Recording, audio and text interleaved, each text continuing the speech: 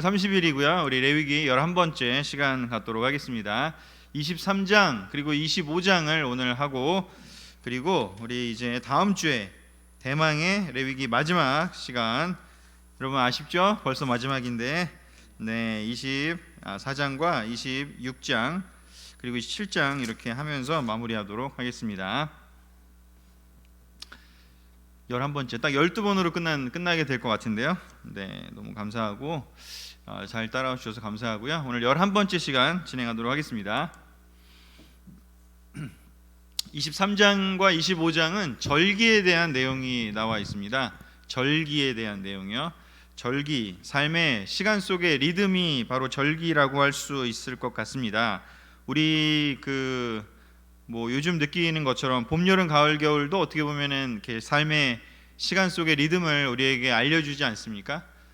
그렇게 계절이 알려준다고 한다면 또한 이렇게 이스라엘 사람들에게 하나님께서 이렇게 중요한 날들, 기념이 되는 날들을 좀 알려주시면서 그 절기가 의미하는 것들, 그 안에 그냥 그 절기를 그냥 지키는 것 자체가 목적이 아니라 그 절기에 담겨져 있는 그 하나님의 뜻을 이렇게 주기적으로 매해마다 그 절기를 지키면서 떠올리게 되고 기억하게 되는 것, 그것이 바로 절기의 목적이 될 것입니다.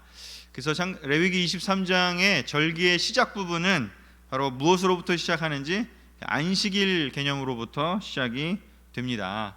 레위기 23장 3절 한번 읽어보도록 하겠습니다. 시작. 6일 동안은 일하는 날이며 7일째 되는 날은 쉬어야 할 거룩한 안식일이다. 그러므로 너희는 아무 일도 하지 말고 모여서 나 여호와에게 예배 드려야 한다. 자, 모든 절기의 시작은 안식일에서 시작이 됩니다. 하나님께서 엿새 동안 일하시고 7일째 쉬셨다, 이렇게 기록을 하면서 하나님이 쉬셨기 때문에 우리도 쉬어야 한다. 즉 우리가 하나님을 닮은 존재이고 또한 하나님을 닮은 존재로서 살아가기 때문에 하나님이 하신 것을 우리도 한다라는 개념이 안에 들어 있습니다.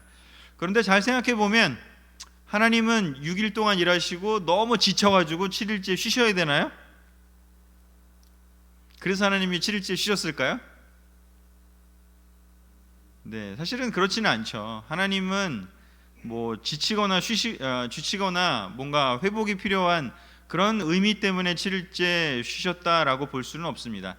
그런데 왜 그렇게 그러면 표현을 했을까?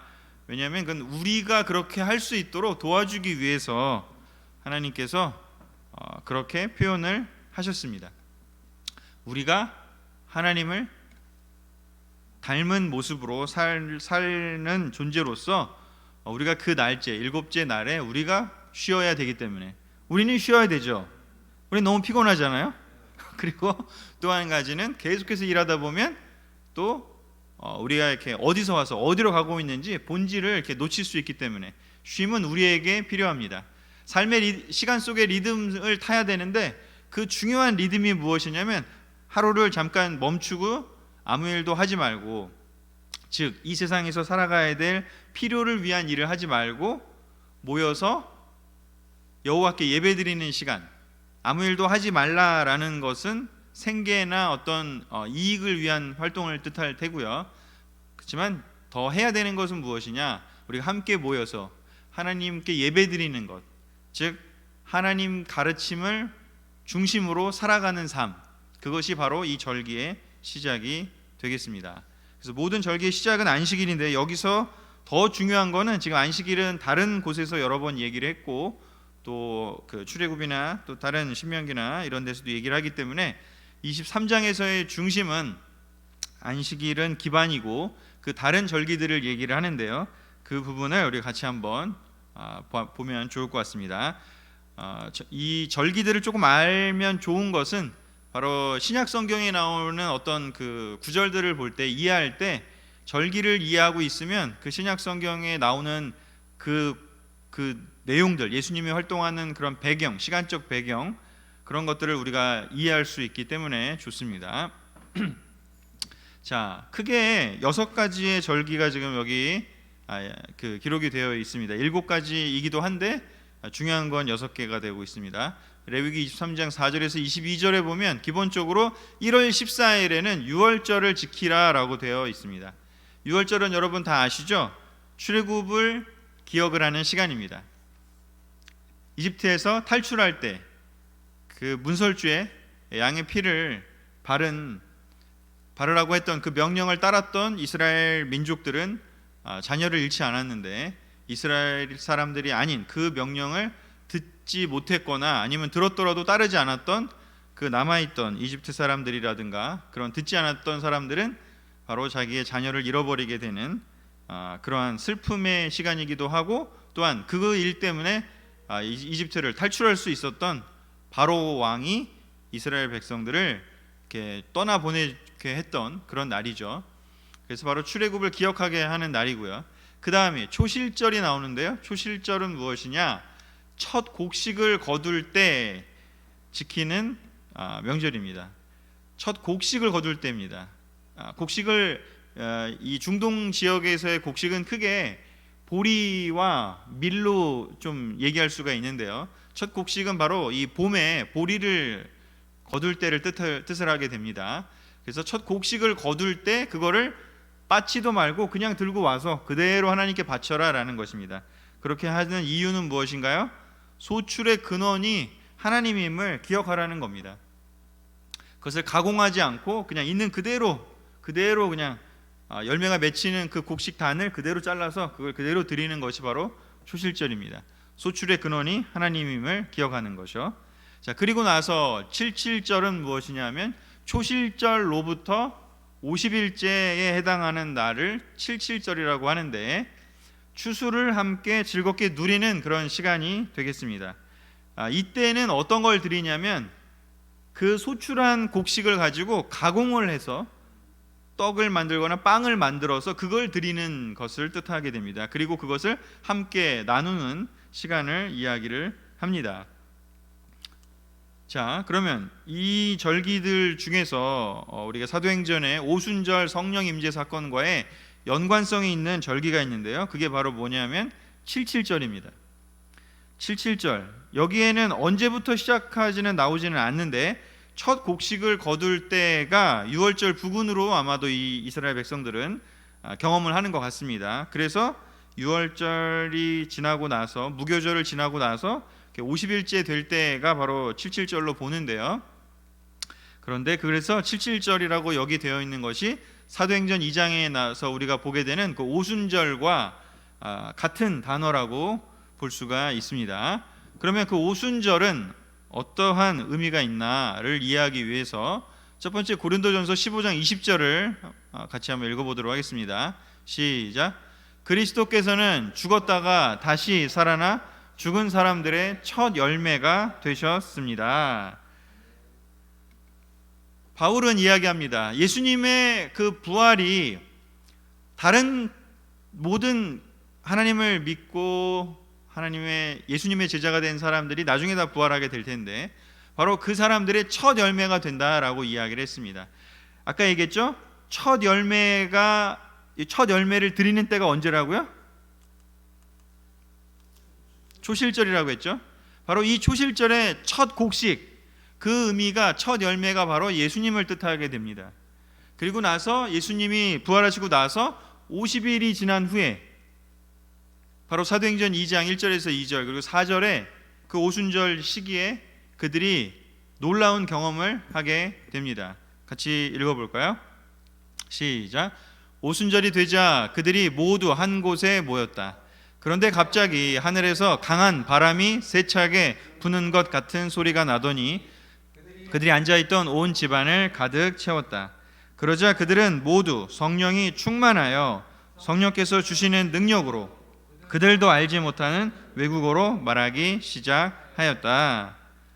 바로 이 예수님이 첫 열매로서 부활을 보여주셨다면 그 뒤에 오순절 때가 됐을 때 바로 곡식이 더 무르익어서 이제 진짜 본격적인 추수해서 그것을 빵을 만들고 떡을 만들고 함께 이렇게 즐길 수 있을 정도의 시간이 됐을 때 7.7절이 있었던 것처럼 이제 예수님이 부활하신 그 초실절 열매가 되신 예수님이 시작이 이제 사도들로부터 시작을 해서 거기에 모였던 많은 사람들에게 성령님이 내려오시면서 오순절 그 절기의 참 의미가 이제 구현이 되고 있습니다. 성령님이 내려오시는 거죠. 7.7절 때 많은 사람들이 모여서 함께 열매가 이제 곧 추수한 것을 기뻐하면서 함께 떡을 만들어 먹고 빵을 만들어 먹고 이렇게 너무나 즐거워하면서 그 추수를 기뻐했다면 사도행전 2장에서 바로 기독교의 시작, 교회의 시작, 바로 그것은 무엇이었을까요? 바로 성령님께서 바로 이제 추수를 시작하는 그런 날이 시작되었다라는 것으로 여기 사도행전 2장에는 보여주고 있습니다. 그 결과 베드로는 이어서 그 성령님의 임재를 보고 이렇게 설교를 진행을 하게 되는데요. 사도행전 2장 16절, 17절과 21절 그리고 40절 제가 이 그 공간 관계상 좀 이렇게 편집을 했습니다. 끊어왔는데요. 한번 같이 읽어보도록 하겠습니다. 시작. 이 일에 대해서 예언자 요엘은 이렇게 예언했습니다. 하나님이 말씀하신다. 말세에 내가 성령을 모든 사람에게 부어 주겠다. 너희 자녀들은 예언할 것이며 너희 청년들은 환상을 보고 너희 노인들은 꿈을 꿀 것이다. 그때에 내가 나의 남녀 종들에게 성령을 부어 줄 것이며 그들은 예언할 것이다. 그러나 누구든지 주의 이름을 부르는 사람은 구원을 받을 것이다. 이 밖에도 베드로는 많은 말로 증거하며 그들에게 이 타락한 세대에서 구원을 받으라고 권하였다. 7.7절은 오순절은 이스라엘 백성이 이집트를 탈출해서 시내산에서 그 십계명을 비롯한 계명을 받은 날이기도 합니다. 그 시기이기도 합니다. 바로 구약 성경에서는 하나님의 백성, 이스라엘 백성이 하나님 말씀을 받고 이스라엘 백성으로서의 삶의 정체성을 가지고 시작하는 날을 뜻합니다. 그럼 신약에서는요, 교회는 어떻게 연결이 되냐? 바로 이 부분인 것이죠. 예수님이 첫 열매로서 부활하셨고요. 그리고 나머지 우리 모두 그렇게 예수님을 따라서 하게 될 그 열매가 될 바로 모든 사람의 그 열매가 시작되는 바로 그 교회가 시작된 곳이 바로 오순절, 구약으로 얘기하면 7.7절, 그때 시작이 됐습니다. 또한 7.7절에는 바로 하나님의 말씀을 시내산에서 받은 것을 뜻한다면 바로 오순절 교회에서는 어떤 일이 벌어지나요? 모두가 다 성령의 임재를 받게 되는 것입니다. 그래서 그 성령을 부어주시는 시작이 되고요, 성령을 부어주심으로써 이제 전 세계 복음화라고 하는 열매를 맺는 일에 시작이 됐고요, 2000년이 지난 지금 우리들에게까지 전달이 된 것입니다. 하나님의 그 수학의 계절이 계속해서 이루어져 가고 있는 것이죠. 인류 역사에서 보면 2000년이 굉장히 긴 시간이지만 하나님 관점에서 보면 이틀일 수도 있고요. 베드로가 얘기하지 않습니까? 1000년이 하루 같다고요. 하나님은 예수님을 통해서 시작한 그 첫 열매의 사역을, 그 수학의 사역을 지금 계속해서 이루어 가시고 있습니다. 우리가 속한 이 하나님의 나라의 운동은 그렇게 오래전부터 시작이 됐고 또한 계속해서 이루어져 가고 있음을 우리가 기억을 해야 하는 것입니다. 이것이 정말 우리가 보기에는 그냥 우리가 속한 곳에서의 어느 정도의 시간, 또 우리 교회 안에서의 활동, 이 정도로 볼 수 있지만 사실 성경에서 하나님 관점에서 본다면 우리는 정말 커다란 하나님 나라의 무브먼트 안에 지금 참여하고 있다는 것을 우리가 생각해야 합니다. 이 어마어마한 특권을 지금 받은 사람들입니다.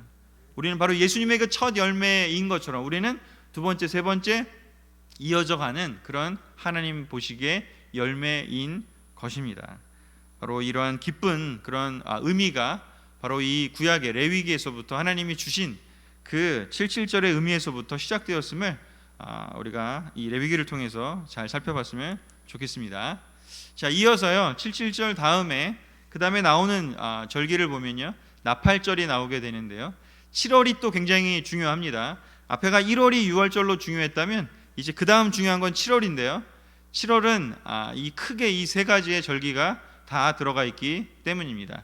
나팔절은 어떻게 보면 7월 1일을 통해서 이 뒤에 있는 속죄일과 초막절을 준비하는 예령과도 같은 그런 날입니다. 7월 1일이고요. 7월의 시작됨을 나팔로 알립니다. 나팔의 의미는 전쟁을 계시하는 의미도 있기도 하고, 또한 뭐 요한계시록이나 이런 게 나온 것처럼 하나님의 임재를 이제 어떻게 보면은 알리는 그런 소식이기도 합니다. 왕의 임재를 알리기도 하고, 또 전쟁이 시작됐음을 선포하기도 하는 것이죠. 그렇다면 왜 나팔을 불면서 이 7월을 준비를 했을까?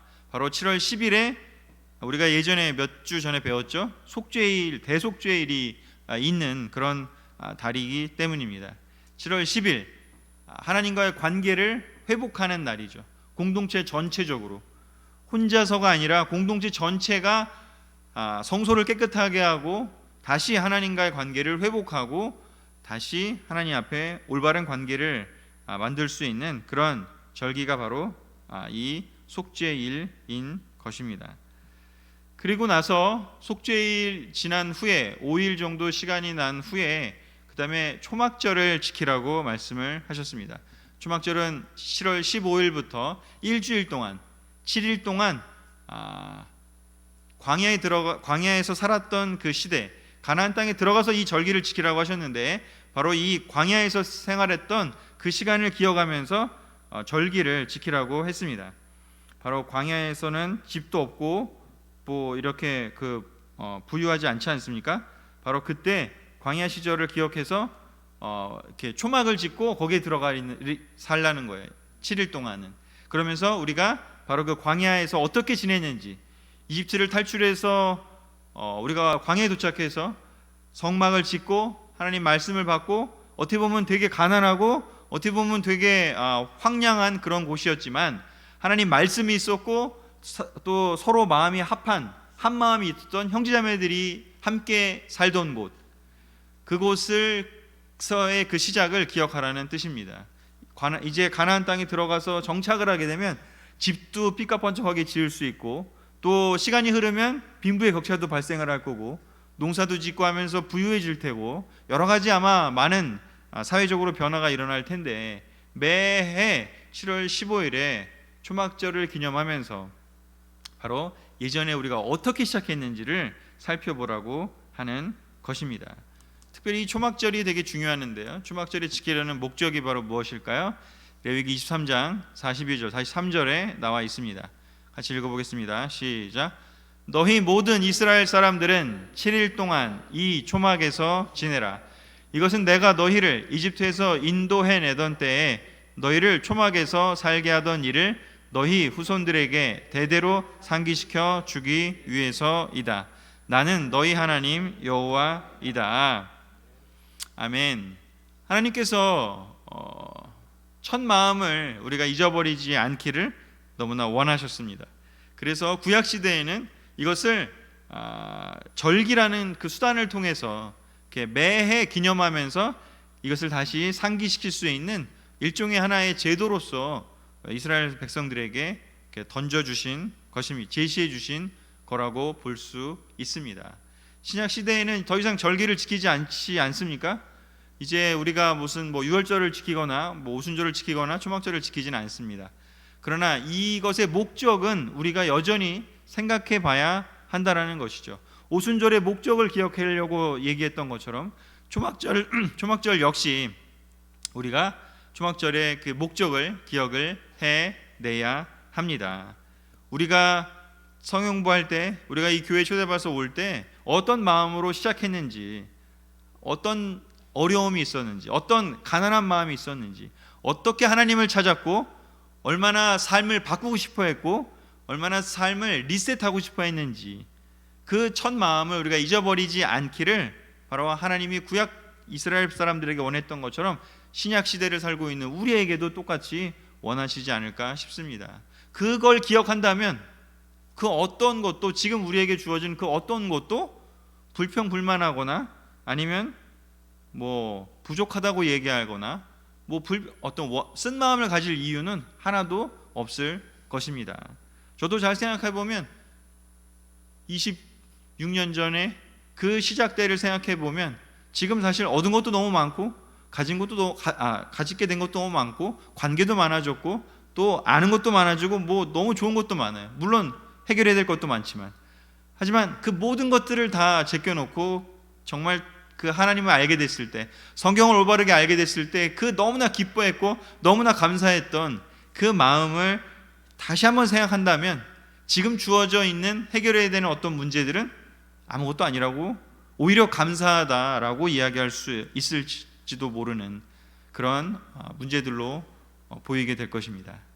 마찬가지죠. 우리 초막절은 더 이상 지키지 않지만 어쩌면 뭐 우리도 그냥 테스트 해볼 수는 있겠죠. 뭐 텐트 치고 우리가 그걸 기념하기 위해서 뭐 해볼 수도 있겠지만, 그렇지만 근본적으로 더 중요한 것은 우리의 그 첫 마음, 이집트에서 인도해내던 때를 기억했던 것처럼 우리가 하나님과의 관계가 생겼던 그 첫 시작을 우리가 늘 기억하려고 하는 그 목적을 잊어버리지 않았으면 좋겠습니다. 자, 이어서요, 우리 안식년에 대해서 이제 나오게 되는데요. 레위기 25장 1절 또 5절 7절 있습니다. 같이 읽어보겠습니다. 시작. 여호와께서는 시내산에서 모세를 통하여 이스라엘 백성에게 이렇게 말씀하셨다. 너희는 내가 주는 땅에 들어가거든 7년마다 한 해씩 땅을 묵혀 나 여호와 앞에서 안식년으로 지켜라. 너희는 저절로 자란 곡식을 추수하지 말며 가꾸지 않은 포도나무에서 저절로 맺힌 포도송이를 거두어 들이지 말아라. 이것은 땅을 위한 안식년이기 때문이다. 그리고 안식년에 밭에서 저절로 자란 농산물은 너희와 너희 종들과 너희가 고용한 품꾼과 너희 중에 자는 외국인과 너희 가축과 들 짐승이 자유로이 먹게 하라. 아멘. 23장에서는 절기를 얘기하셨다면 25장에서는 안식년과 희년에 대해서 이제 이야기를 하시는데요. 특별히 안식년은 땅의 안식을 뜻합니다. 사람의 안식은요, 안식일을 지킴으로 지키라고 했습니다. 7일 동안요. 근데 우리는 이상한 개념을 갖고 있죠. 뭐 안식년 제도라 그래서 뭐 교수나 아니면 뭐 목사 이런 분들이 7년에 한 번씩 뭐 쉬는 것처럼 되어 있는데, 그건 사실은 이상한 개념이에요. 성경적이지는 않은 개념이에요. 원래 안식년의 개념은 땅의 안식을 뜻하는 겁니다. 사람의 안식은 안식일로 지키는 것으로 충분한 것입니다. 땅의 안식, 안식년은 땅의 안식을 의미합니다. 7년이 됐을 때 이제 6년 동안 열심히 일했으니까 이제 7년째는 그 땅을 좀 쉬게 해주라는 것입니다. 사람이 쉰 것처럼 땅도 쉬게 해주라고요. 자, 땅을 쉬게 하면 어떤 일이 벌어질까요? 땅만 쉬나요? 종들과 품꾼과 그런 사람들도 쉬게 되겠죠. 그러니까 사실 이 내용은 땅도 쉴 뿐만 아니라 그 땅을 일하기 위한 사람들도 쉬라는 것입니다. 그런 의미에서 땅을 위한 안식년이 의미가 있습니다. 그래서 6년째에는 두 배로 수확을 하고 안식년 때에 좀 여유 있게 그 걷어들인 것을 먹고 지낼 수 있도록 하라고 하셨고, 특별히 7년째에 농사를 짓진 않았지만 저절로 자란 곡식들이 생길 수 있잖아요. 놀렸다 하더라도. 그래서 저절로 자란 곡식은 어떻게 하라고요? 건드리지 말라고요. 저절로 자란 포도도 건드리지 말라고요.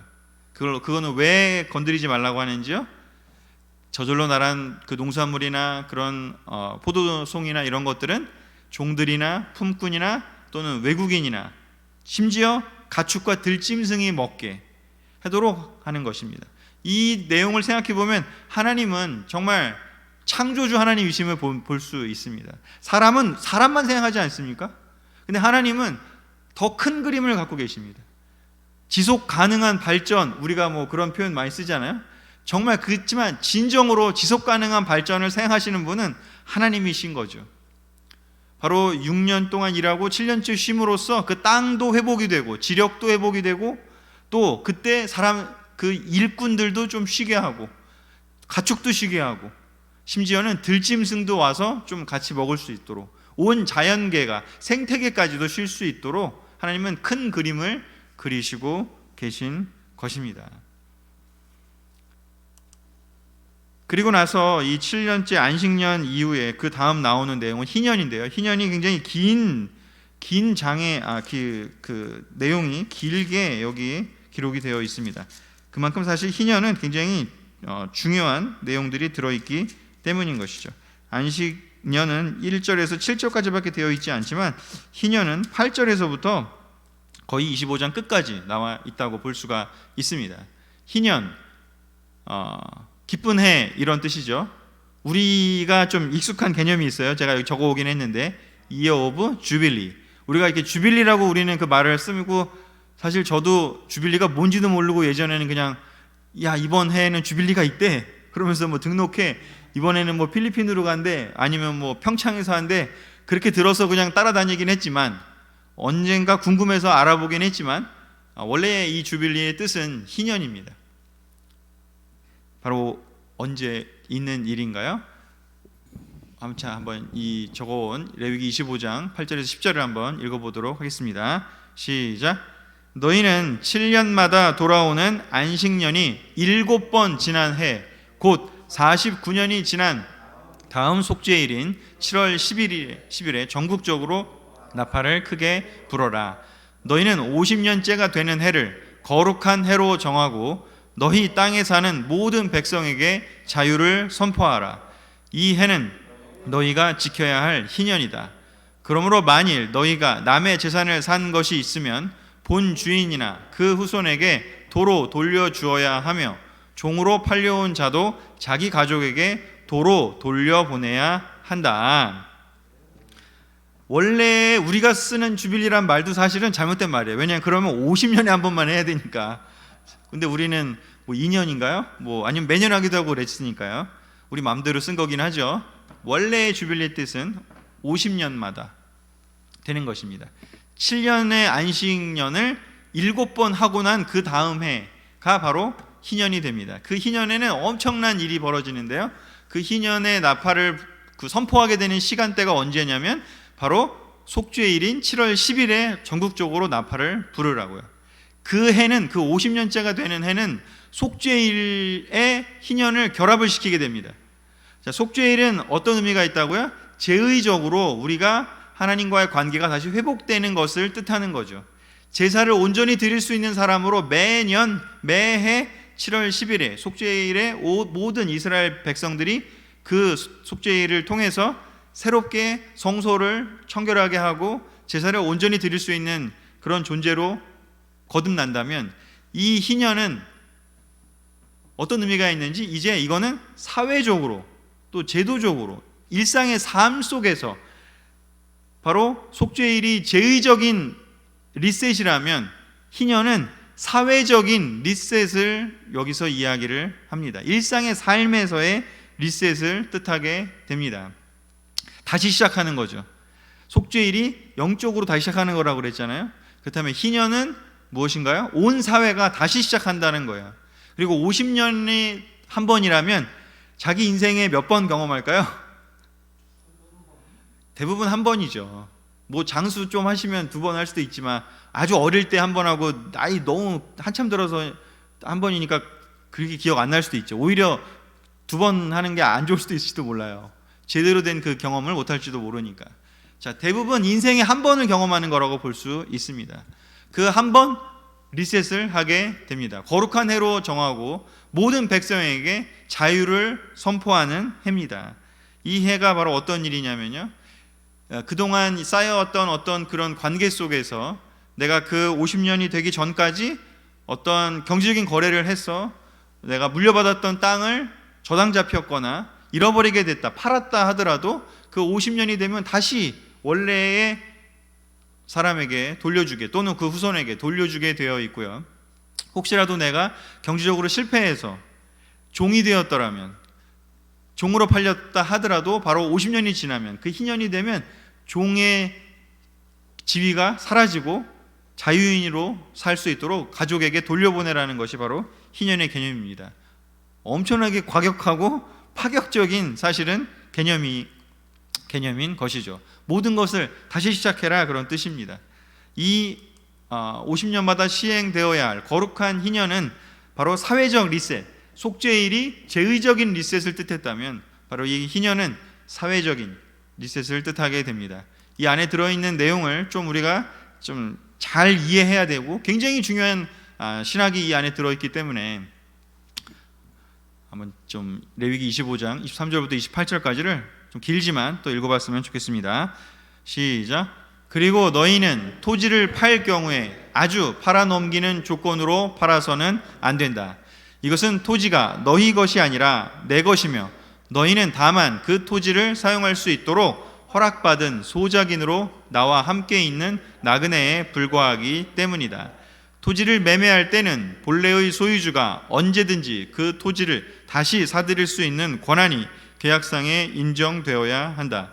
만일 어떤 사람이 가난하여 자기 땅을 팔았을 경우에는 그의 가까운 친척이 그 땅을 다시 사야 하며 그 땅을 다시 살 친척이 없으면 후에 돈을 벌어서 자기가 판 땅을 도로 살 수 있는 힘이 있을 때 그는 다음 희년까지의 남은 횟수를 계산하여 그 남은 횟수에 해당하는 돈만 치르고 그 땅을 도로 살 수가 있다. 그러나 그가 판 땅을 다시 살 힘이 없으면 그는 자기 땅을 돌려받을 수 있는 희년까지 기다려야 한다. 자, 한번 같이 읽었고요. 여러분들이 한번 이 희년에 대한 내용은 레위기 25장은 좀 차근차근 깊이 묵상하셨으면 좋을 것 같습니다. 굉장히 중요한 개념이 들어있기 때문입니다. 제가 그냥 정리를 해서 말씀을 드릴게요. 희년 제도 안에 담겨있는 본질은 무엇일까요? 그것은 바로 하나님 나라의 모습이 들어가 있습니다. 하나님이 다스리는 나라가 이렇게 되기를 원했다라는 것이 바로 이 모습인 것이고요. 그 안에 들어있는 크게 보면 세 가지의 개념만 제가 정리를 했는데요. 첫 번째요, 땅은 달리 말하면 사람이 사는 이 지구를 포함한 이 환경은 바로 하나님 것이라는 것입니다. 이게 하나님이 없는 세상에서는 땅은 누구 거예요? 인간 거죠. 내가 샀으니까 내 거다 이렇게 얘기하죠. 그리고 내 후손에게 물려주고 내가 죽더라도 후손에게 물려주고요. 개인 소유라고 생각해요. 그러나 하나님 나라에서는 이 모든 것이 하나님이 창조하셨기 때문에 결코 사람의 것일 수가 없습니다. 소유는 온전히 하나님 것입니다. 지구도 하나님 것이고요, 태양도 하나님 것이고요, 우리도 하나님 것이고요, 땅도 하나님 것입니다. 그렇다면 우리는 어떤 권한이 있나요? 우리는 사용할 권한만 있는 것입니다. 청지기라고 표현을 쓰죠. 청지기, 맡겨졌다, 사용 권한만 있습니다. 이 개념이 자본주의와는 너무나 다른 개념인 것입니다. 이 레위기 희년의 이 정신에 보면 기본 개념이 그렇게 들어가 있습니다. 땅은, 우리의 환경은 하나님 것이라고. 우리는 사용 권한만 있기 때문에 우리가 사는 동안 열심히 사용하고요, 그것을 통해서 삶을 누리고 즐기고요, 그리고 하나님께서 그 땅을 사용하도록 분배해 주셨기 때문에 50년이 지나면 그 소유가 그 안에는 좀 바뀔 수 있지만 50년이 지나면 다시 원래대로 복귀시키라는 뜻입니다. 그리고 두 번째요, 거래의 무르기를 보장하라고 되어 있습니다. 아까 읽어보신 대로 나오지만 여기 나오죠. 토지를 팔 경우에 아주 팔아넘기는 조건으로는 그렇게 거래를 하지 말라고 했습니다. 혹시라도 팔아야 되는 상황이 생길 수도 있잖아요, 그 50년의 기간 안에. 근데 그때 어떻게 하라고요? 다시 살 수 있는 바이백 조건을 무조건 넣으라는 거예요. 언제든지 내가 다시 회복이 돼서 내 땅을 다시 돌려서 사고 싶으면 그 조건에 응해야 한다는 겁니다.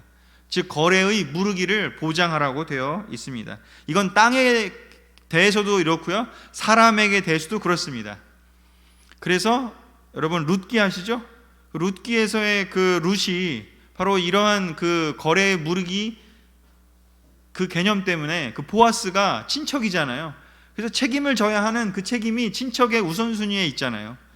바로 그런 것처럼 땅도 있지만요, 사람도 있습니다. 그가 가난해지고 너무나 먹고 살기 힘들어져서 종으로 팔리거나 아니면 불황자의 신세가 됐을 때 그 친척이 이 책임져야 하는, 공동체가 책임져야 하는 제도를 만들어 놓은 것입니다. 마찬가지로요, 이것이 우리에게는 어떨까요? 죄 때문에 사탄에게 팔려갔던, 죄의 노예가 됐던 우리를 하나님께서, 예수님께서 우리의 형님이 되셔서, 우리의 선배가 되셔서, 첫 열매가 되셔서 사탄으로부터 우리를 무르기 해서 데리고 오신 개념이 성경 안에 들어가 있습니다. 예수님께서 우리를 책임져 주시는 거예요. 우리의 형제가 되셨고요, 우리의 연약함을 함께 아시는 하나님이 우리 아버지시고 예수님이 우리의 형제가 되셔서 히브리서에 그런 개념이 있지 않습니까? 바로 우리를 사탄으로부터 대가를 지불하고 무르기를 한 겁니다. 그 거래 무효다. 죄 때문에 네가 데려갔다면 내가 그 대값 치렀으니까 내가 이 거래는 이제 무르겠다. 이 사람은 내 사람이다 라고 하면서 우리를 사탄으로부터 데려왔다는 개념이 바로 이 거래 무르기, 희년제도 안에 들어있는 이 거래 무르기 안에 들어가 있습니다. 그리고 세 번째요, 7년 곱하기 7이라는 것은 실질적으로 50년을 포함하기도 하지만 신학적으로도 굉장히 의미가 있는 단어죠. 7이라고 하는 숫자요, 완전수기도 하고요, 충분한 기간을 뜻하기도 합니다. 7년, 안식일 7년에 7번. 우리 베드로가 물어보나요? 예수님한테 얼마나 용서해 줘야 되냐고요? 예수님 뭐라고 하죠? 70번씩 7번이요. 비슷한 개념인 거예요, 마찬가지로. 그래서 이러한 이후에 리세타라고, 제가 저기 지금 제 화면이 나오는 곳이 리세타라고 써 있는 겁니다. 그래서 충분한 기간에, 인생에 한 번 그 시간에 실패할 수 있다, 어려움을 겪을 수 있다, 하지만 리셋해라. 이게 하나님 나라에 들어가 있는 본질 중에 하나입니다. 다시 시작할 수 있는 기회를 한번 살아있는 내가 사는 동안 한번 그 사람에게 허용하라는 것입니다. 이 희년 제도 안에는 엄청나게 너무나 놀라운 그런 내용들이 들어가 있는데요, 바로 예수님께서 이 희년의 정신을 선포를 하시는 장면이 나오게 됩니다. 누가복음 4장 16절에서 21절인데요 우리 같이 읽어보겠습니다. 마지막 구절입니다. 시작. 예수님은 자라나신 고향 나사렛으로 가셔서 전에 하시던 대로 안식일에 회당에 들어가셨다. 그리고 성경을 읽으려고 일어나서 이사야의 예언서를 받아 이렇게 쓰인 곳을 찾아 읽으셨다. 주께서 나를 성령으로 충만하게 하셨으니 가난한 사람에게 기쁜 소식을 전하게 하시려고 나를 택하여 보내셨다. 그가 나를 보내신 것은 마음 상한 자를 고치고 포로에게 자유를 선포하며 눈먼 사람을 다시 보게 하고 짓눌린 사람을 풀어주며 주께서 은혜 베푸실 때를 전파하도록 하기 위해서이다. 예수님이 그 책을 덮어 회당 직원에게 되돌려 주고 앉으시자 그곳에 모였던 사람들의 눈길이 다 예수님에게로 쏠렸다. 그때 예수님은 그들에게 이제 읽은 성경 말씀이 오늘날 너희에게 이루어졌다 하고 말씀하셨다. 아멘. 이사야서 61장인가요? 거기에 나와 있는 그 내용인데요, 바로 주께서 나를 성령으로 충만하게 하셨으니 가난한 사람에게 기쁜 소식을 전하게 하시려고 나를 택하여 보내셨다. 그가 나를 보내신 것은 마음 상한 자를 고치고 포로에게 자유를 선포하고 눈먼 사람을 다시 보게 하고 짓눌린 사람을 풀어주고 주께서 은혜 베푸실 때를 전파하도록 하기 위해서였다. 바로 이 내용이요, 희년 정신이 반영하는 내용입니다. 하나님 나라에 들어가 있는 개념은 바로 그겁니다. 마음 상한 사람을 고치고요, 포로된 사람이요, 종이 된 사람에게 자유를 주는 거고요, 눈먼 사람을 다시 보게 하고요, 짓눌린 사람을 풀어주고요, 바로 모든 사람에게 하나님의 은혜가 베풀어지게 하라는 겁니다. 바로 희년이 의미하는 것이 그것입니다. 하나님이 통치하시는 세상은, 그 나라는 바로 이렇게 사람들에게 자유를 주는 것이요, 회복시켜 주는 것이요, 다시 시작할 수 있게요. 인간의 탐욕이 아니라 하나님의 가르침이, 하나님의 정의가 지배하는 공동체에는 이러한 일이 벌어질 것이라고 이사야를 통해서 말씀하셨고요, 특별히 이 내용이요, 메시아가 오시면 이렇게 할 거라고 이야기를 했습니다. 레위기를 통해서 이스라엘 백성에게, 모세를 통해서 이스라엘 백성이 이 놀라운 희년의 모습을 갖고 살기를 원하셨는데요, 그렇게 했나요? 안 했습니다. 구약 어디에도요 희년을 지킨 내용이 없습니다. 물론 아까 무르기 같은 개념들은 계속해서 존재했습니다. 일부의 개념들은 계속 존재했어요. 하지만 근본적으로 이 정신이 올바르게 이스라엘 백성들에게 가나안 땅에서 실현된 적이 없었습니다. 그래서 결국은 이렇게 하지 못했기 때문에 다음 시간에 26장, 27장 보겠지만 불순종했기 때문에 하나님 나라가 하나님 원하시는 대로 이루어지지 않았기 때문에 결국에는 포로로 끌려가도록 허락하실 수밖에 없었던 것이죠. 그리고 그 일을 다시 하시기 위해서 메시아를 보낼 거다라는 예언의 메시아 예언을 예언자들을 통해서 보내셨고요. 그것을 예수님께서 이제 읽으시면서 이제 뭐라고 얘기하시나요? 이제 읽은 성경 말씀이 너희에게 이루어졌다라고요. 희년 정신은요 50년이라는 물리적인 시간이 필요했어요. 하지만 예수님은 뭐라고 해요? 오늘날 이루어졌다고요. 지금 이루어졌다고요. 바로 그 물리적인 시간이 중요한 게 아니라 하나님이 오시면, 하나님이 함께 하시면 바로 그 날이 지금 시작되는 겁니다. 7년 동안 7번이라고 하는 49년의 그 시간을 기다려야 하는 일이 이제 완전히 아까 보여드렸죠? 충분한 기간이라고. 하나님이 오시면, 예수님이 오시면요, 그 충분한 기간이 달성이 되는 것이죠. 예수님을 통해서 이 일이, 하나님 나라가 이렇게 선포가 되었습니다. 그리고 다시 시작이 된 것이죠. 그래서 사도행전 2장의 그 초대교회 모습을 한번 생각해 보세요. 거기에서 어떤 일이 벌어지는지요. 바로 이 희년의 모습이 보이지 않습니까? 세례받은 사람들이 3,000명이나 되는 그 사람들이 함께 모여서 날마다 하나님 말씀을 같이 공부하고 성찬을 나누고 서로 함께 교제하고 기쁨으로 교제하고, 그리고 서로 필요한 것들이 있다면 서로 각자 내 것이야 라고 주장하는 것이 아니라 각자 다 가지고 와서 함께 나누어 먹고 나누어 생활하고요. 바로 그런 놀라운 희년의 모습이 바로 이 초대교회의 모습에서 잠깐 보였습니다. 현실적으로 그러나 그 일은 이 현실에서는 완벽하게 이루어질 수는 없습니다. 왜냐? 이 땅에는 여전히 죄가 많고요, 여전히 하나님 나라를 파괴하려는 사탄의 세력들이 좌지우지하고 있는 영향력을 뻗치고 있기 때문인 것이죠. 이 큰 그림을 마지막으로 보면서 오늘 마무리하고 싶습니다. 사도행전 초대교회에서 구현되었던 하나님 나라의 모습이요, 아주 잠깐 구현되었습니다. 그리고 다시 박해가 있었고요, 또 퍼져나가야만 했고 피난해야 했고, 하지만 그 시간들을 통해서 온 세계로 하나님 말씀이 퍼져나갔습니다.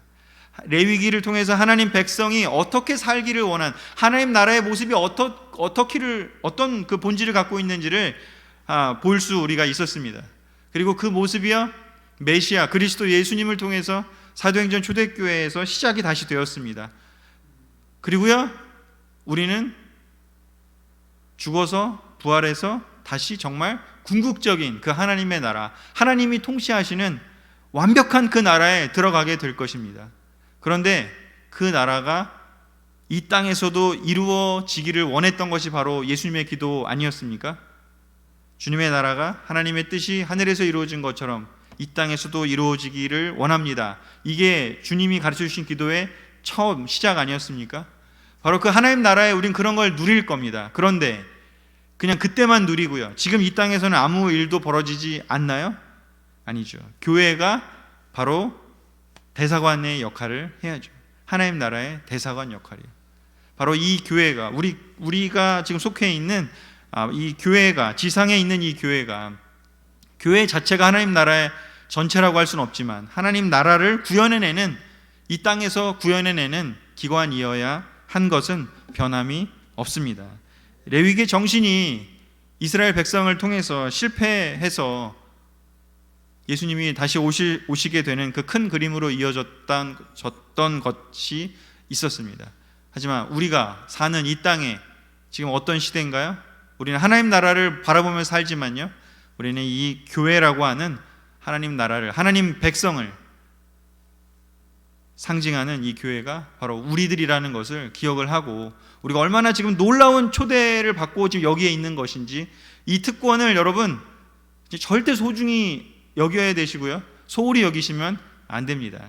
또한 이 희년의 정신을 우리가 교회에서 이루기 위해서 정말 최선을 다해야 됩니다. 예수님이 선포하셨잖아요.